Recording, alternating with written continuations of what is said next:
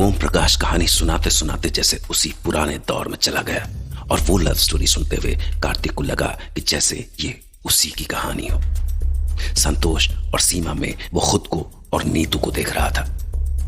जमाना कोई भी हो, प्यार करने वाले और प्यार के दुश्मन हमेशा होते हैं, लेकिन आगे जो कुछ ओम प्रकाश ने बताया वो सुन के उसके पैरों तले की जमीन खिसक गई। उसका दिल बैठ गया। ओम प्रकाश की भीगी आंखों की नमी विकास और कार्तिक ने भी अपनी आंखों में महसूस की। और उसके बाद लीजिए ओम प्रकाश जी, थोड़ा पानी पी लीजिए पहले और विस्तार से बताइए आखिर उस दिन हुआ क्या था, जिसे सोच के आप आज भी कांप रहे हैं। विकास, वहां रखे घड़े से पानी पिला ओम प्रकाश जी को। ये लीजिए ओम प्रकाश जी, पानी पी लीजिए और हिम्मत करके आगे की कहानी बताइए, क्या हुआ उसके बाद? नई फिल्म होने की वजह से वो छोटा सा टॉकीज लगभग भरा हुआ था। तकरीबन 30-40 लोग तो होंगे ही। छोटे बच्चे, जवान, बूढ़े, औरतें सभी शामिल थे उनमें। तो संतोष और सीमा दोनों पीछे की सीट पर बैठ के फिल्म देख रहे थे। मैं हॉल के गेट पर ही ड्यूटी दे रहा था। टिकट चेक करने वाले के साथ मैं खड़ा होने की वजह से मैंने उन दोनों को थिएटर में आते हुए पहचान लिया था, लेकिन मैंने उन्हें देख के भी अनदेखा कर दिया। फिर क्या हुआ? फुकान सिंह को जब पता चला तब क्या हुआ ओम प्रकाश जी? फुकान सिंह रोज की तरह शाम को अपने खेतों का चक्कर लगाने गया था, पर जब उसे किसी ने ये खबर दी तो उसे विश्वास ही नहीं हुआ कि उसके खुद के घर में ये हो सकता है। तो उसने पहले तो खबर लाने वाले को जोरदार थप्पड़ रसीद किया। हरामी, तू जानता है ना, तू फुकान सिंह के खानदान पर उंगली उठा रहा है और मेरी भतीजी के इज्जत पर उंगली उठा रहा है तू। ये जान ले कि अगर ये खबर झूठी निकली ना तो तेरे पूरे खानदान को तेरी झोपड़ी में बंद करके ना आग लगा दूंगा मैं। सुरेंद्र, गाड़ी निकाल, कार चलना है।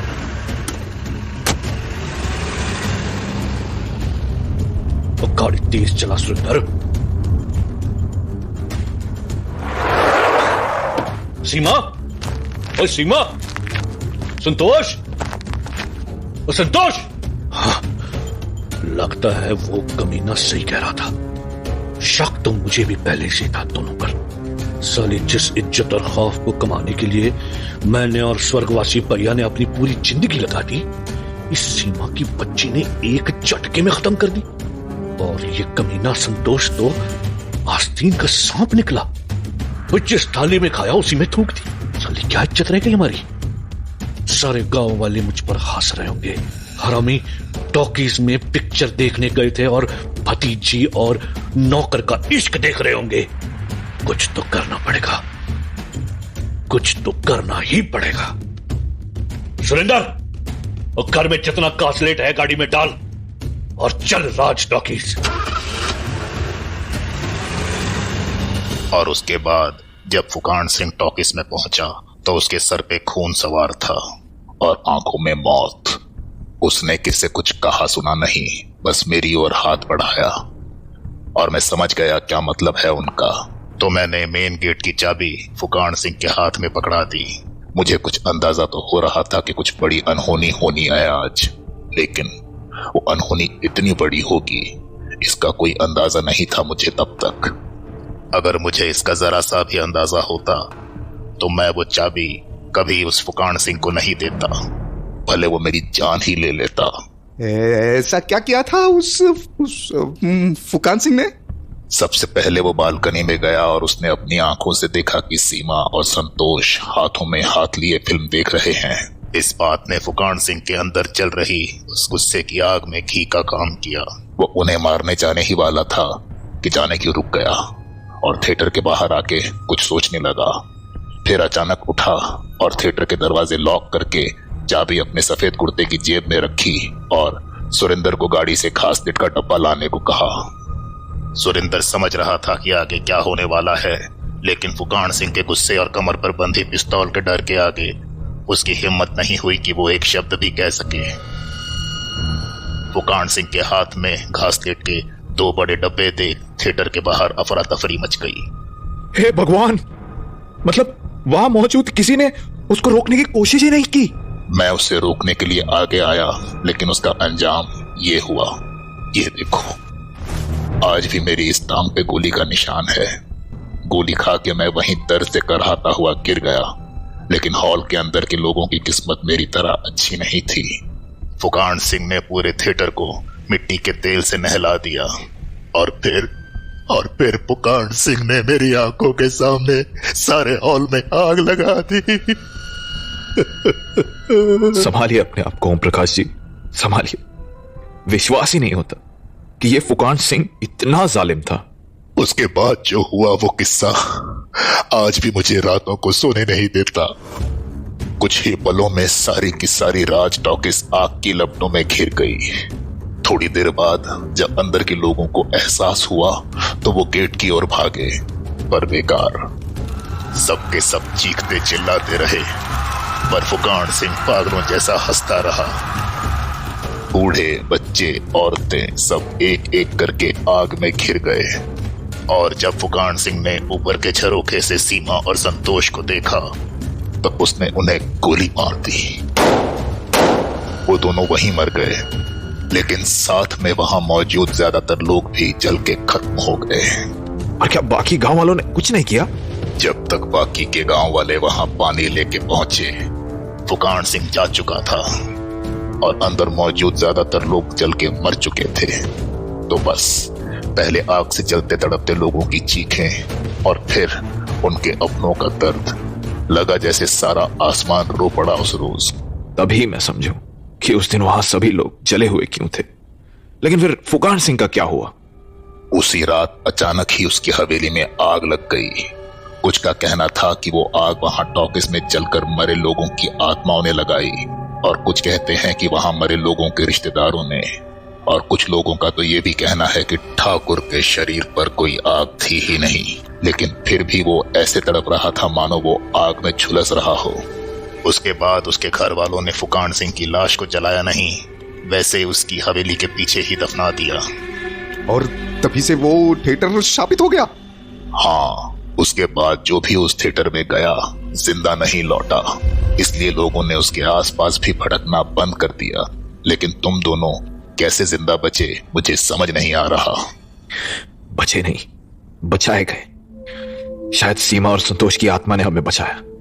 शायद उन दोनों ने मुझ में और नीतू में खुद को देखा, खुद के प्यार को देखा और हमें बचा लिया। और अब हमारा ये फर्ज बनता है कि हम भी उन बेचारी आत्माओं को आजाद कराएं जो इतने सालों से वहां कैद है। चल विकास, जल्दी चल। मैं जानता हूं अब मुझे क्या करना है। बहुत धन्यवाद ओम प्रकाश जी। तुम सच में उन आत्माओं को मुक्ति दिला सकते हो तो जरूर दिलाओ, क्योंकि उन जलने वालों में एक मेरा बेटा भी था।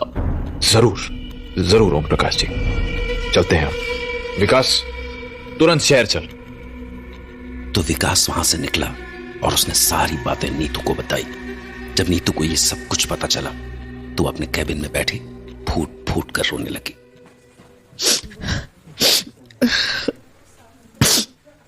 हे भगवान, हम तो सोच भी नहीं सकते कि उन लोगों पर क्या बीती होगी ना। कभी कभी किचन में ऐसे ही काम करते हुए जरा सा भी हाथ जल जाए तो मैं कैसे दर्द से तड़प जाती हूँ।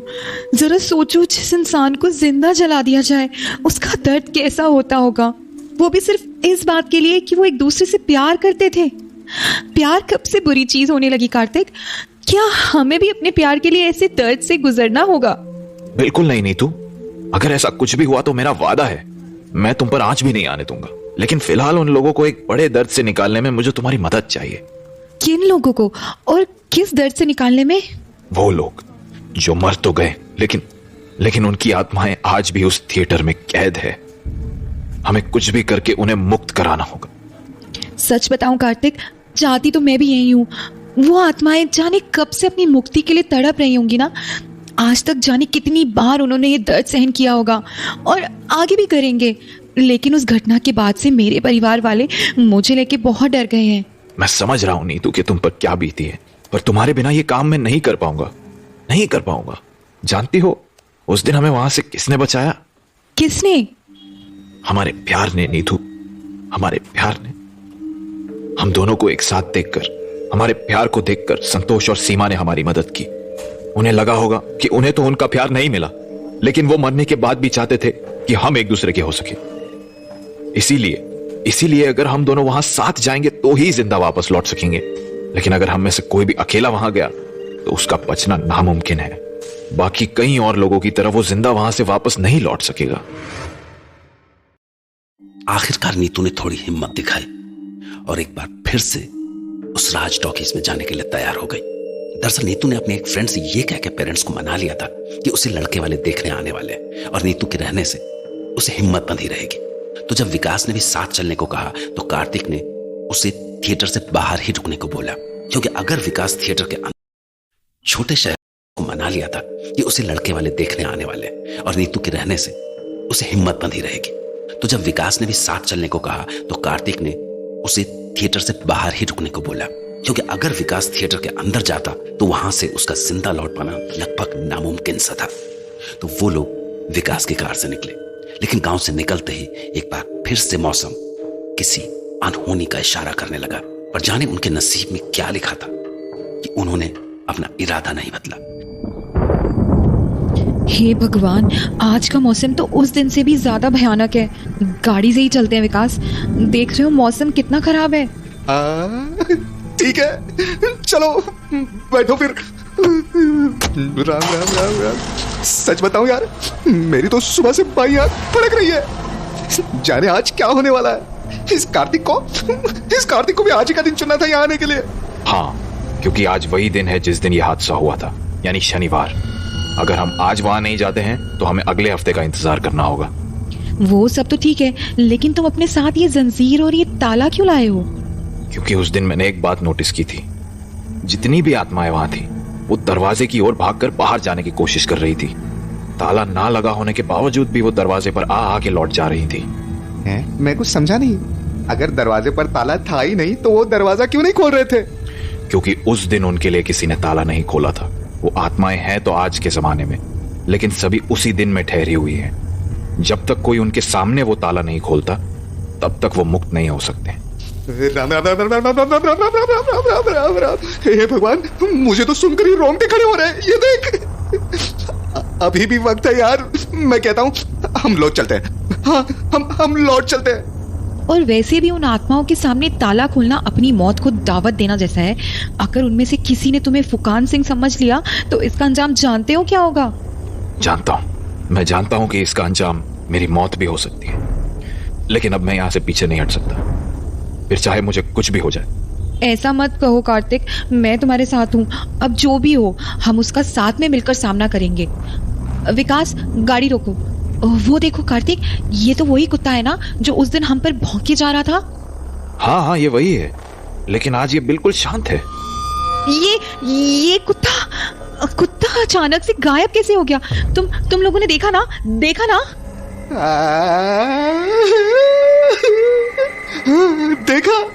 इस जगह का तो जानवर भी पिशाच है। विकास, अब जल्दी से यहाँ से आगे बढ़ाओ गाड़ी। वो देख विकास, मैं कह रहा था ना, राज टॉकीज की होर्डिंग।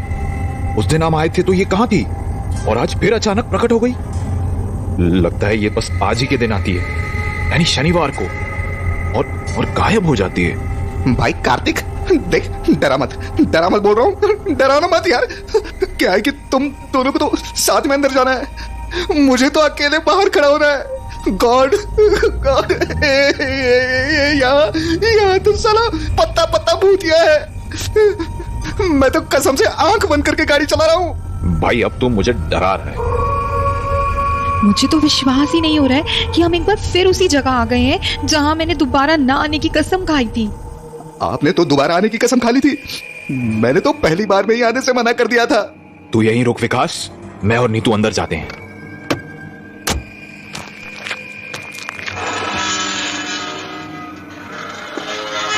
हिम्मत रखना नीतू, और हाँ, किसी की भी आंखों में भूल से मत देखना।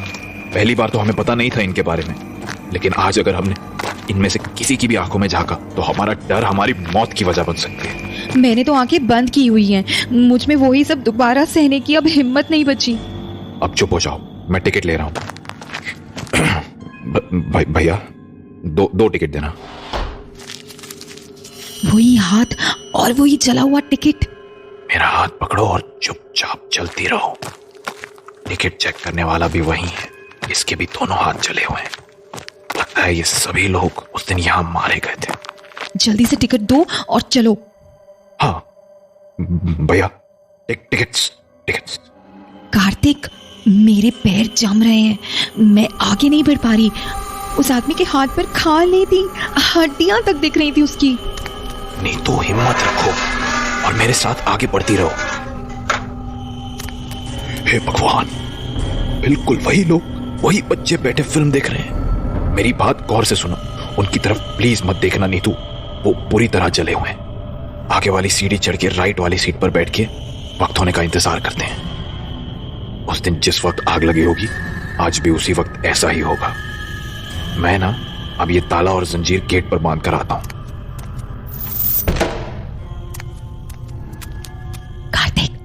कार्तिक, मुझे बहुत डर लग रहा है। शायद हम यहाँ से जिंदा नहीं लौटे। तो आई जस्ट वांट टू से कि I love you more than anything. मैं भी तुमसे बहुत प्यार करता हूं नीतू, और हर जन्म में करता रहूंगा। अपनी आंखें नीचे कर लो, वो पॉपकॉर्न वाला यहीं आ रहा है, वही आधा चला हुआ पॉपकॉर्न का डब्बा लेकर। हे भगवान, क्या वो गया? नहीं, लगता है हम जब तक उससे पॉपकॉर्न नहीं लेंगे वो आगे नहीं जाएगा। अपना हाथ बढ़ाओ और उससे पॉपकॉर्न ले लो, मैंने उस पर नजर रखी हुई है। हाँ, इसका हाथ भी जला हुआ है। कार्तिक, यहाँ ज्यादा देर रुकना मुश्किल है। I know, बस कुछ देर की बात है। वो देखो, उन लोगों में भी अब बेचैनी शुरू हो गई। सब लोग तड़पना शुरू हो गए। हे भगवान, जाने कितनी बार बेचारों को ये सहन करना पड़ रहा है, बरसों से हर हाल। मैं और नहीं रुक सकता, हमारे पास समय बहुत कम है। मैं भाग के गेट की ओर जा रहा हूं। और हाँ, कुछ भी हो जाए, कुछ भी, पर तुम अपनी जगह से नहीं हिलोगी, ठीक है? कार्तिक, मैंने ताला खोल दिया है। अब तुम लोग अपनी दुनिया में जा सकते हो। जाओ यहां से, जाओ अपनी दुनिया में जाओ और एक नया जन्म लो। ये तुम्हारे साथ जो हुआ वो बहुत बुरा हुआ, लेकिन अब नया जन्म लो और इस दुनिया से मुक्त हो जाओ। ये दुनिया प्यार करने वालों के लिए नहीं है। यहाँ प्यार जैसी चीज के लिए किसी के दिल में जगह नहीं। इस बार ऐसी जगह जन्म लेना जहां लोगों के दिलों में प्यार हो, नफरत ना हो। जाओ, जाओ। कार्तिक। इतना कहकर कार्तिक फूट फूट कर रोने लगा, मानो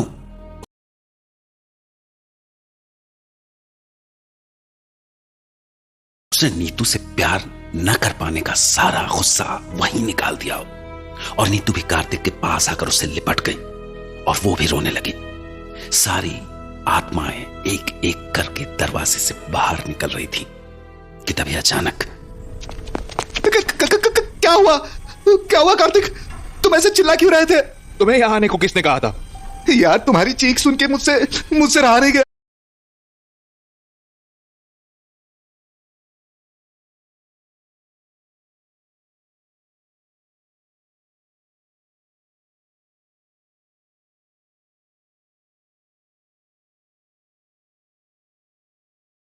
तुम भाग क्यों नहीं रहे हो? वो डर के मारे जम गया है, भाग ही नहीं पा रहा है। नीतू वो आत्मा उसे मार देगी, मुझे उसे बचाना होगा। हटो, मुझे जाने दो। उसकी जरूरत नहीं है। वो देखो उधर। वो लोग कौन है? शायद संतोष और सीमा की आत्माएं। उन्होंने उस दिन भी हमारी मदद की थी और आज भी आ रही हैं। प्यार करने वाले ऐसे ही होते हैं, वो जिंदा हो या नहीं, वो हर जान की कदर करते हैं। हाँ, उनके कहने पर वो आत्मा भी चली गई। देखो, वो देखो, वो हाथ जोड़ के किस तरह हमें थैंक्स बोल रहे हैं। हमारे आसपास मानो दो दुनिया रहती है, एक फुकान सिंह जैसे जालिम और दूसरी ओर संतोष और सीमा जैसे प्यार करने वाले लोग, जिन्होंने मरने के बाद भी एक दूसरे का साथ नहीं छोड़ा और हमारी मदद की। अरे अचानक सभी आत्माएं अचानक कहाँ गई? जहां उन्हें होना चाहिए। मैं विकास को होश में लाती हूँ, तुम उसकी जेब से चाबी लेके गाड़ी स्टार्ट करो। विकास विकास विकास, नाउ एवरीथिंग इज फाइन, सब ठीक हो गया है, होश में आओ। मैं मर गया? मैं मर गया? और तुम नीतू, तुम और कार्तिक भी मर गए क्या? उस आत्मा ने हम तीनों को मार दिया? नहीं, हम तीनों जिंदा हैं। अब जल्दी से उठो और यहाँ से चलो, कार्तिक कार स्टार्ट करके हमारा वेट कर रहा है। अरे चलो, जल्दी चलो यहाँ से बाहर। जल्दी से बैठो तुम दोनों। हाँ, जल्दी चलो। मुझे तो अब भी विश्वास नहीं हो रहा कि हम तीनों जिंदा हैं। और उन आत्माओं का क्या हुआ? वो अब अपनी दुनिया में जा चुकी है। देखो देखो, अचानक ही आसपास का माहौल कितना लाइट हो गया है। मौसम भी अचानक ही बदल गया, जैसे जैसे नेचर के दिल से कोई बहुत बड़ा बोझ कम हो गया हो और वो हमें थैंक्स कह रही हो। जानते हो विकास, जिन संतोष और सीमा की आत्माओं से तुम डर रहे थे, उन्हीं ने तुम्हारी जान बचाई। जय बजरंगबली। मैं हमेशा उन दोनों का शुक्रगुजार रहूंगा। लेकिन फुकान सिंह का क्या हुआ होगा? वो शायद आज भी अपनी हवेली में भटक रहा होगा और शायद यही उसकी सजा है। चलो अब जल्दी से घर चलते हैं, वरना नीतू के पिता और वो किलवेश अंकल हमें मार मार के भूत बना देंगे। इस घटना के बाद देखते ही देखते उन तीनों की बहादुरी की खबर सारे इलाके में फैल गई। ओम प्रकाश और उसका सारा गांव कार्तिक को थैंक्स कहने आया। कार्तिक अब सबके लिए हीरो की तरह हो गया था। तो थोड़े दिनों बाद सीमा और उसके कुछ दिनों बाद कार्तिक की भी गवर्नमेंट जॉब फाइनल हो गई और दोनों की फैमिलीज ने भी उन दोनों की शादी के लिए हाँ कह दी। जिसके बाद तो उनकी शादी हुई और वो एक खुशहाल जिंदगी जीने लगे। मगर इस घटना के कई सालों बाद भी वो किसी थिएटर में फिल्म देखने जाने की हिम्मत नहीं जुटा पाए।